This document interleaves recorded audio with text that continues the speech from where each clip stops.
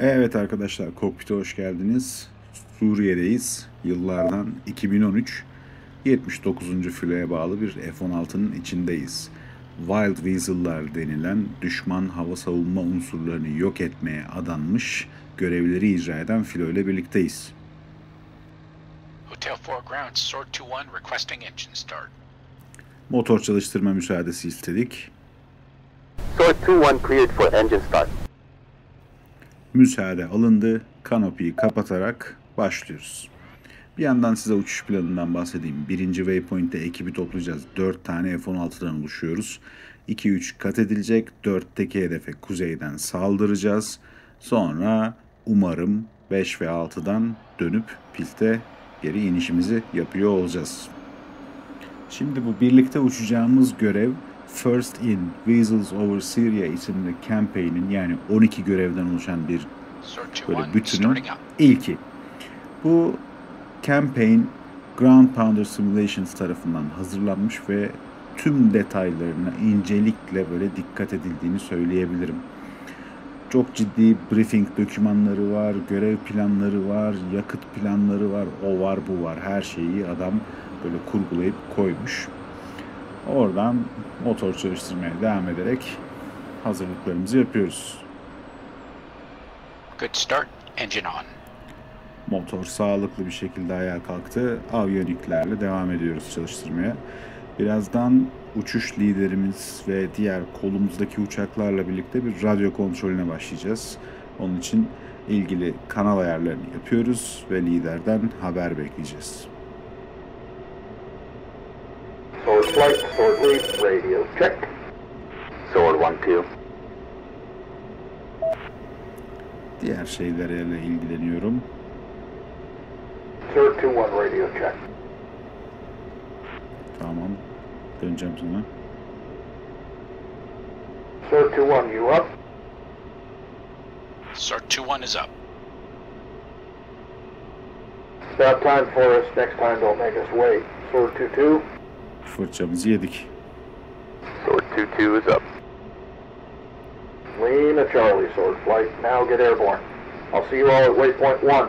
Remember to make sure you talk to H4 tower departure as required. Lead out. Hotel 4 ground, Sword 2-1 requesting clearance to taxi. Sword 2-1, you are cleared for taxi to runway. Taksi müsaadesini de aldık. Taksi ışıklarına geçip Sword 2-1. ufaktan gaz açarak pist başına doğru ilerleyeceğiz. Fakat piste çıkmayacağız.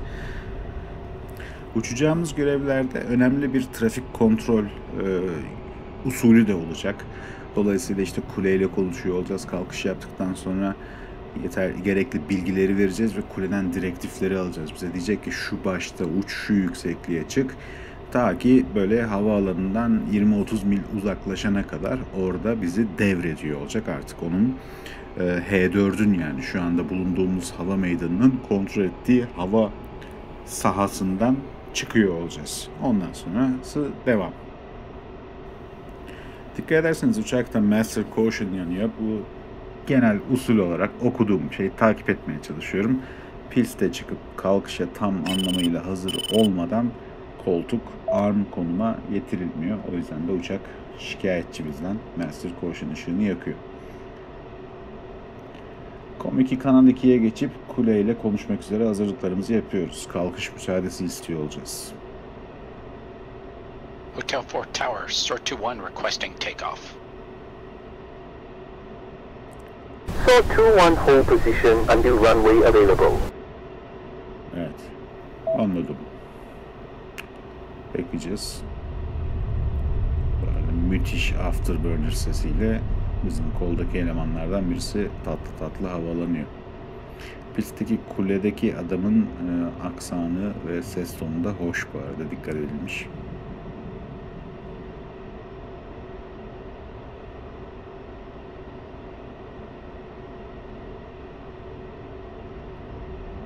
Sword 2-1, you are cleared for takeoff on runway 28.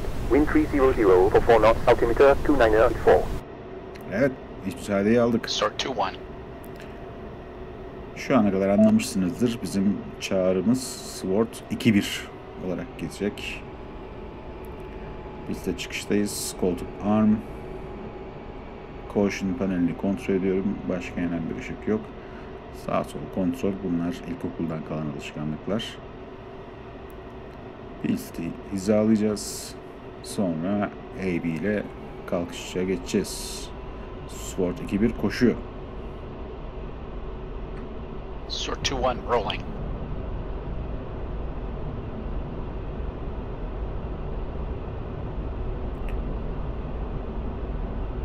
Ufaktan kaldırıyoruz. Bir miktar rüzgar var. Şöyle bir sağa sol selamlar gibi Sword 2-1 gear up. yapıp yükselmeye devam ediyor olacağız. Bu arada da kuleden gelen direktifleri alacağız. 2 tane CVU taşıyoruz. Dikkat ederseniz kanatlarımızda. Jammer'ımız var ve TGP'miz var. Bol bol da yakıtımız var. Başta da dediğim gibi ilk waypoint'te diğer kol olarak toplanıyor olacağız. Dolayısıyla ilk başta kuleyi dinlemekle beraber daha sonra waypoint 1'e doğru yöneleceğim ve diğer uçaklarla orada bir araya geleceğiz.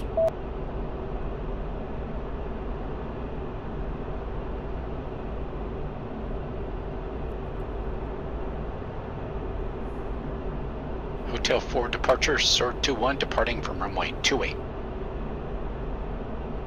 Sword 2-1, turn heading 250, climb flight level 200. 250, flight level 200, Sword 2-1.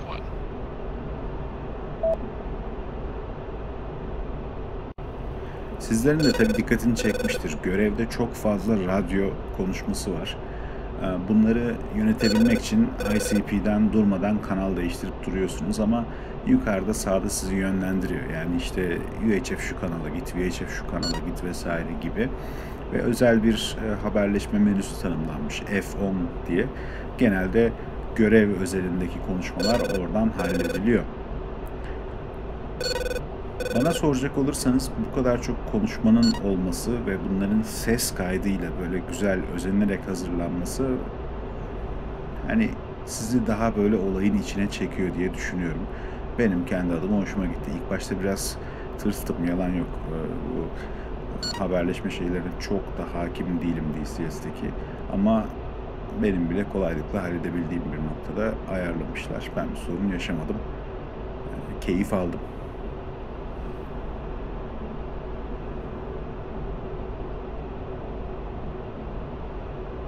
Sword 2-1, continue on heading 250. Radarı kullanarak diğer kişileri takip ediyorum. Hatta fırsat buldukça onlara data link track Sword atacağım. 1-1, Sword 2-1 approaching RV point. Copy 2-1. Sword flight form up. We're pushing for waypoint 2, Angels 2-5. Forrest, I want your element in 1 mile trail. Sword 2-1.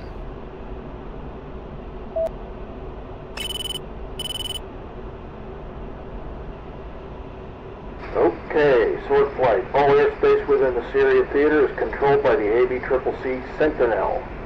Once clear of H4CA, we must declare ourselves on mission to Sentinel. Sword 2-1, I want you to check our flight in now. Sword 2-1. Şimdi antrenman sahasına gireceğimiz için oraya girerken bir check-in yapmamızı istiyor. Orada bütün alanın kontrolörüyle haberleşip bunu yapıyoruz. Sentinel, Sword 2-1, checking in flight of 4 F-16s on mission number 0423, inbound on the Swartzy. Sword 2-1, you are clear to proceed. Be advised, Sierra patrols are airborne north of your position. Magic is monitoring. We will update you as needed. Copy all, Sentinel. Sword 2-1 out. Görev boyunca bize çevredeki referans olabilecek rengi noktaları ile ilgili de bilgiler veriliyor olacak. To our 3 o'clock is a large lake. This lake is around 6 miles north of H4 and it's another useful reference point to help orient yourself to home. Bu radyo konuşmaları aslında görevle ilgili ve görevin geçtiği ortamla ilgili bilgilerin de size aktarılması için bir fırsat olarak kullanılıyor. Mesela birazdan bize bu Swartzy ile ilgili bilgileri veriyor olacak lider. So the Swartzy looks like quite the playground.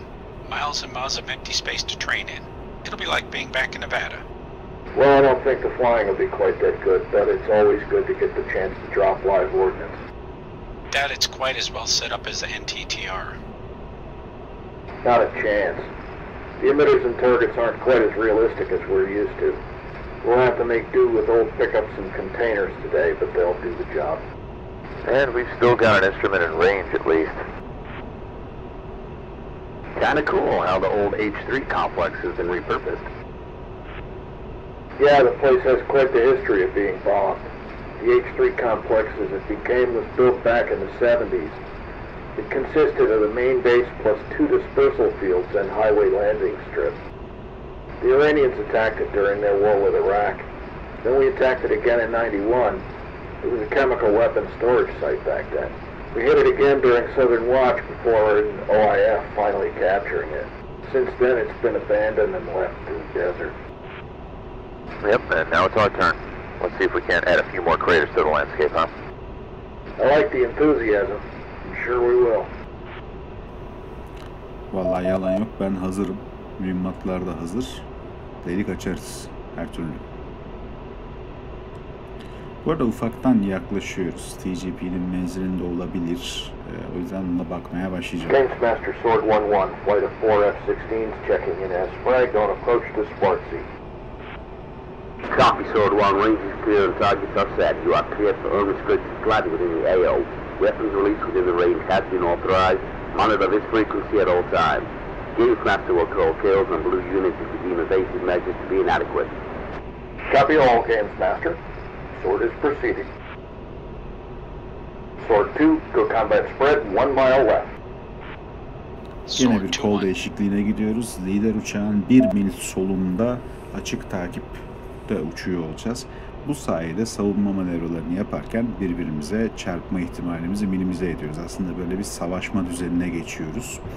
Games Master dediği bu ortamı kontrol eden, simülasyonu gerçekleştiren şey. Eğer bizim korunmalarımızı yetersiz görürse vurulduğumuzu Okay, flight, söyleyecek. remember what we briefed.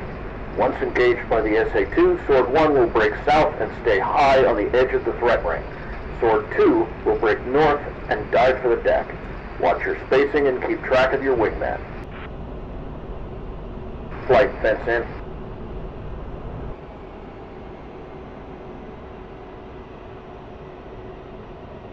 Sword 1-2. 1-2, 12 o'clock. Saat 12'de SA-2 teması alındı. Sword 1-1, Spike 2, 12 o'clock. Sword 1 breaking south. Sword 2 break north, commence attack. Ve aksiyon başlıyor. Ayrılıyoruz iki paket olarak. Sword 1 defending SA-2. Sword 1 yüksek irtifada kalıyor. Güneye doğru dönüyor. Sword 2 yani benim kol hemen dalışa geçiyor ve kuzeye doğru yöneliyor. Aslında düşman radarı böyle kıskaca alır gibi açılıyoruz şu anda ve karşımızda bir SA-2 var. SA-2'lerin alçak irtifadan gelen hedeflere karşı başarımları düşük. Biz de Wild Weasel'lar olarak onu tam bu en zayıf noktasından vurmaya çalışacağız. Dalıyorum. Alçaktan ona yaklaşacağım. Missile in the air, Sword 1 defending SA-2. Altitude. Bir yandan TGP'den hedefi kesiyorum çaktırmadan. Doğru yerde mi, nereden atabilirim, ne yapabilirim, ne edebilirim vesaire bu tür şeyleri kafamda kurguluyorum. CCRP ile toss bombing şeklinde atacağım. Üzerimde cluster mühimmatları yani misket bombaları taşıdığım için çok da böyle bir hassas vuruş yapmama gerek yok. Dolayısıyla kabaca oraya bir yere atsam herhalde vururum diye düşünüyorum. Bir yandan da yere çakılmamaya özen göstererek TGP'den hedefi kesmeye devam ediyoruz. TGP büyük nimet.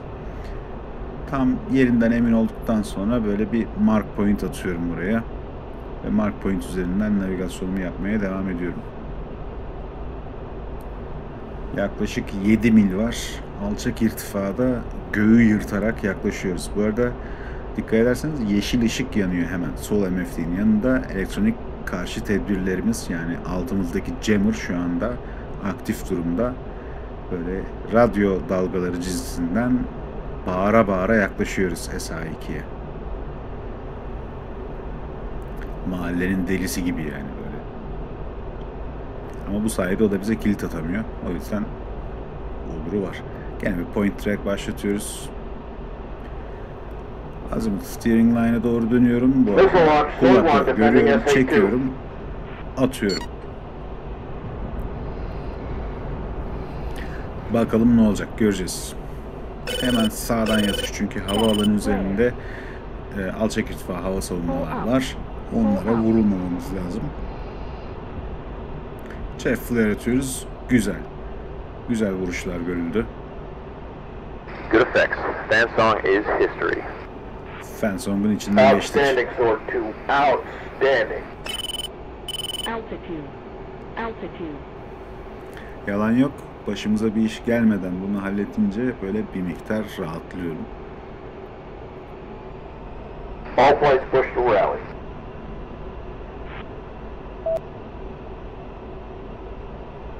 Music off. Kuzeye notch dermişim mesela. Sword 2-2, spike, SA3. Sword 2-2, break left. 1 breaking right. Music on. 0 Papa. Self protection modunda ECM'i açıyoruz. Sürpriz. SA3 çıktı meydana. Sword 1, Sword 2. SA3 online in the vicinity of the H3 southwest site. Copy 2. You have the fuel to make a run at it? Her türlü.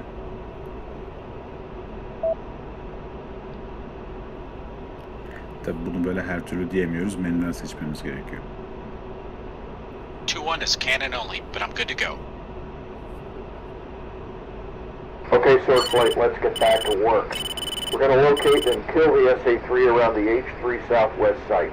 Stand by for base coordinates. We're going to work this as a 4-ship and overwhelm it from 4 directions. I'll attack from the west. Sword 1-2, arc south. Sword 2-1, arc east, and 2-2 north. SA-3 Mez is 10 miles, so keep out of range as you maneuver into position. We'll attack in elements. While one element is attacking, the other will try and hold the radar's attention. Call attacking as you go hot on the target, defending if you break away. Games Master will call any kills against it. Sword 1-2. Sword 2-1. Sword 2-2. Müthiş ya, resmen taktik yapacağız. Hepimiz bir yönden saldıracağız bu SA3'e. Bu sayede adam ne yapacağını şaşıracak tabii. Umarım içinden geçeceğiz onunla. Sword 2-1 in position. Yerime ulaşınca lidere ikazı veriyorum. Ve o da bunun üzerine saldırıyı birazdan başlatıyor olacak. Sword 1 attacking SA-3, H3 south.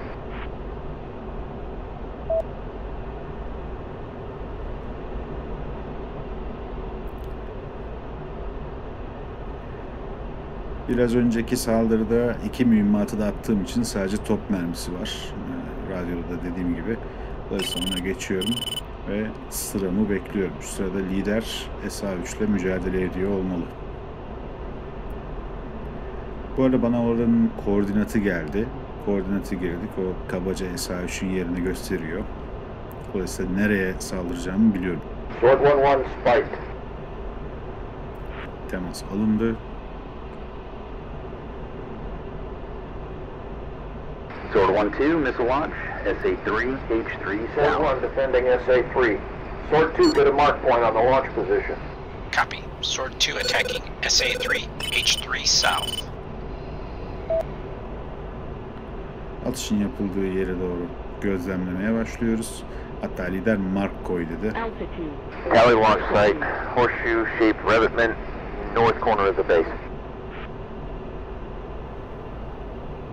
TGP'den izlemekteyiz. Sword 2-2, spiked, SA-3.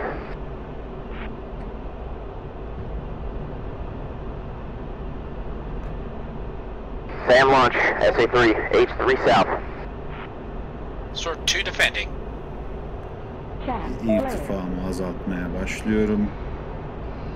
Ve ne olur ne olmaz bir açığa doğru dönüyorum. Bunu yaparken çakılmamak lazım. Bayağı alacaktayız. Sword 1 attacking SA-3, H3 south.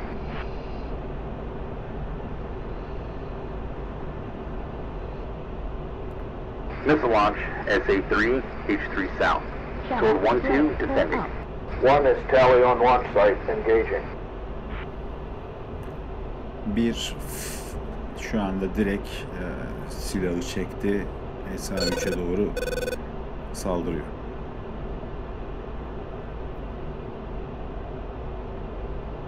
Sword 1 is off. Kill the launcher.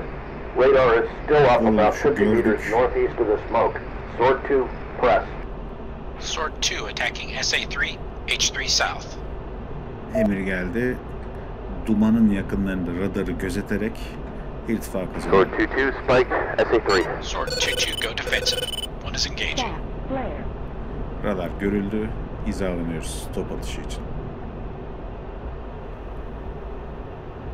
Ne olur ne olmaz chaff flare atıyoruz. Vurduk. SA-3 radar is down. Good work, Sword Flight. Roll call. Sword 1-2. Sword 2-1. Sword 2-2.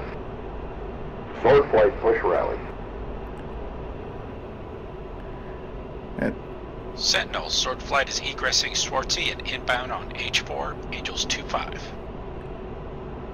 Sword flight could proceed, Angels 2-5. 5 numaralı waypoint'te buluşmak üzere dönüyoruz. Nice surprise you threw back there, boss. Ha! Glad you liked it. I asked Games Master to throw a surprise at us on the way out. They sure came through. Well, hopefully that blew away some of the cobwebs. Attacking SAMs is definitely a skill that degrades if you don't use it. Good work with the SA-2. We exploited its lack of ability to track low-flying targets. An effective strategy for sure, but we still have to be mindful of low-level threats. Here we saw how loitering just on the edge of the engagement range baited the operators into firing, a useful distraction tactic, and also helpful in forcing the SAM site to reveal its exact position. The SA-3 is a lot more dangerous than the guideline. Although more limited in range, its missiles are much more of a threat than with the SA-2. It lacks the low-level vulnerability of the SA-2, so today we switched up tactics and went with a saturation attack from multiple attack axes. Remember that even though the Syrians had lots of older SAMs like we've seen today, they've still got plenty of more modern systems as well. Make sure you understand the vulnerabilities of all systems and attack where they're weakest. What's the EW situation up north?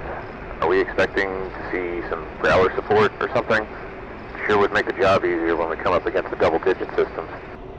When we need it, we'll have it. I'm assured of this. Genelde intikal yapılan mesafeler uzun, o yüzden araya böyle güzel geyikler, goygoylar koymuşlar. Bunları dinleye dinleye uçuyorsunuz. So, boss, when are we going to be in the action for real? Soon enough, Rotor, soon enough. With the operation kicking off against the SIA and the demand for support around the no-fly zones, I can't see us having to wait too long. Let's hope not. I can't face weeks of sitting around this desert waiting for something to do. Me neither, man. What I'd give for a trip to Nellis right now. Get me some of that good Vegas life. What, and miss the wife out here? Well, I wouldn't want to miss out on the flying, but I could pass on life at H4.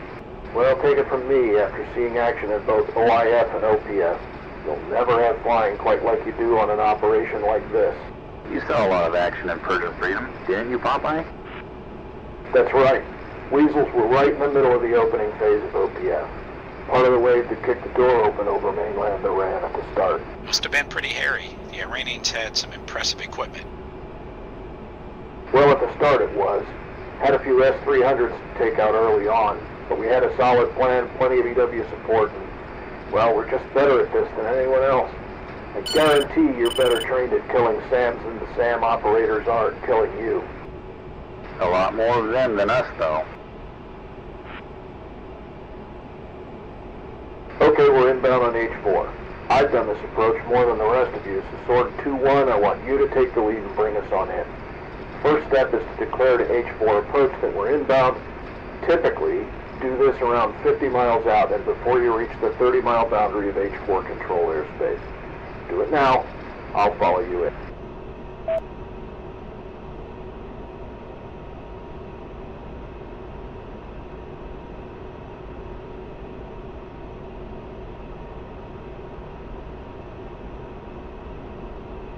Hotel 4 approach, Sword 21 inbound. Sword 21 proceed to Hotel 4 airspace. Check in at flight level 160. Push to RAPCON arrival at 30-mile mark. Flight level 160, Sword 21. Okay, Sword 21, proceed to H4 airspace. You want to beat Angels 16, 30 miles out from H4. TAC end for H4 is 125 X-ray.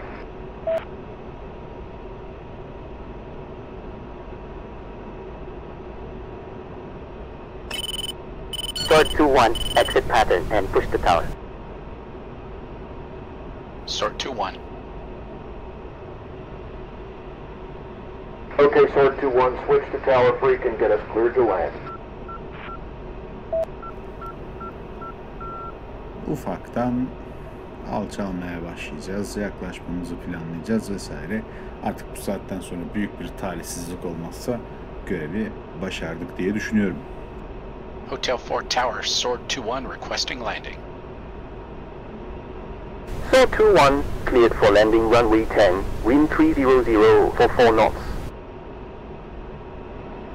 Sword 21, go ahead and land. We'll follow you down once you clear the runway. Good flying today, everyone. See you in debrief.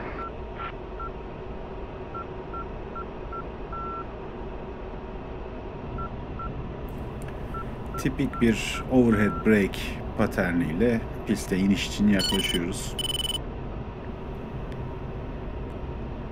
Vallahi ilk görevden ben kendi adıma çok keyif aldım. Yani böyle bu radyo konuşmaları insanı içine çekiyor ve genel olarak bu böyle bir yani havacılık hissiyatı veriyor desem doğru ifade etmiş olur muyum kendimi bilmiyorum. Hani usulleri de görmüş oluyorsunuz. Aslında biraz bir online gerçek filoyla uçuş yapmadan yapıyormuş gibi bir his veriyor gibi de düşünebiliriz galiba. Biraz çapraz rüzgar var gibi sanki. Idle alıyoruz ve teker koyuyoruz.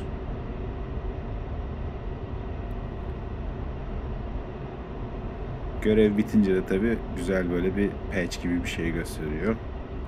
İzlediğiniz için teşekkür ediyorum. Zamanında böyle baştan sona bir görev uçuşu yapsana türü bayağı bir talep gelmişti. Bu birazcık da ona cevaben hazırladığım bir video. Kendi adıma zaman buldukça, becerebildikçe bu görevdeki daha doğrusu bu campaign içerisindeki 12 görevi de uçmak istiyorum. Hatta 12'sini de böyle video yapmak istiyorum. Fikirlerinize, tavsiyelerinize açığım. İzlediğiniz için teşekkür ediyorum. Görüşmek üzere.